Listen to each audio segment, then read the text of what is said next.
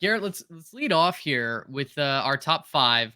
LSU at USC. This is September the 1st, and this is an interesting game because reportedly USC's tried to get out of this for the last 2 years, not just last year, but the last two seasons. I don't know if that's necessarily true or not, but hey, it's Lincoln Riley, so we're gonna run with it.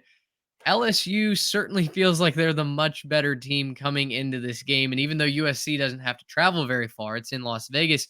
Uh, this already seems to have that flavor to it that we saw from Alabama a couple years ago when the Tide kicked their tails in Arlington. Yeah, this one, look, I'm going to throw a little bit of a bone to our Oklahoma fans who have been scorned by recent episodes, man. Lincoln Riley looks weak on this one. He looks real scared about this. And look, like if you're trying to get out of it, for like real reasons or like, oh, we want to play a different game that's more meaningful or like we're trying to make the schedule work for that.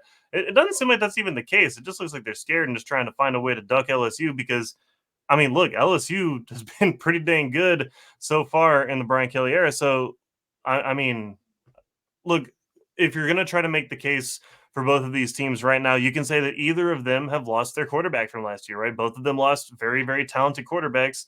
Both of them went at the very beginning of the first round. And so, like, it's kind of the fun little, like, under storyline is like, hey, the two best quarterbacks in college football last year are gone. And now who's replacing them? So that could be kind of a fun storyline. And look, LSU has lost a bunch of pieces, but yeah, USC has as well. They've both lost a bunch of pieces.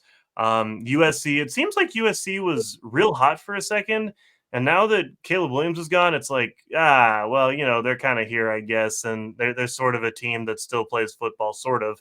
And we're not really thinking about them as a main contender or like a big name team to really compete in year one. When, look, a couple of years ago, we looked at USC entering the Big Ten as this big thing, right? We're like, wow, USC, they're going to go in, they're going to bust it up with Michigan and Ohio State. And now we're talking more about like Oregon and maybe can Washington hold some of that magic still. And we're not really talking about USC the same way. So this could be a big spot for USC to try to prove, hey, we're still there in a game, again, beginning of the season that, they need real bad. And LSU has not come out the gates well the last couple of years. It's true. They've had their big game and, for one reason or another, or an extra point or just getting their tails kicked, have not started the season well against big name opponents. So are the lights too bright? Can Brian Kelly have his guys ready to go? New quarterback, new receivers. I don't know. Like this could be a spot for LSU. Although, yes, this does really feel like if you look at the X's and O's and you break it down, LSU should stomp all over the Trojans on their way to a very good start to the season.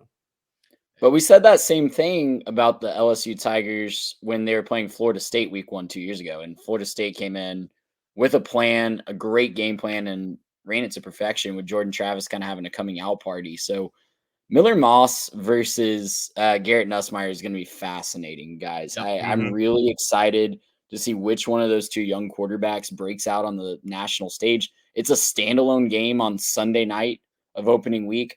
Personally, I think the crowd's probably going to be like 80-20 LSU fans. I think For sure.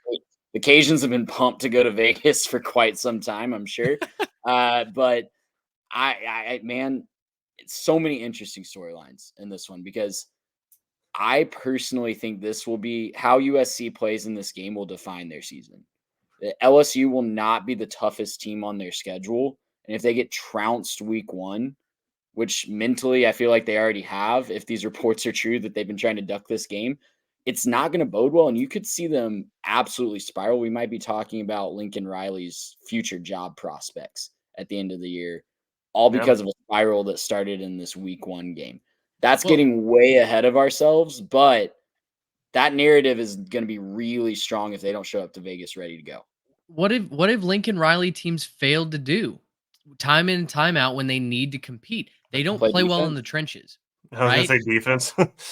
They don't play well in the trenches, and Alex Grinch has been, the epicenter. He's been excommunicated. We're fine, yeah. They got rid of him, so hopefully the Trojans defense has a chance at competing this year. But I look at the lines, both on the offensive and the defensive side, and again, I'm just not impressed.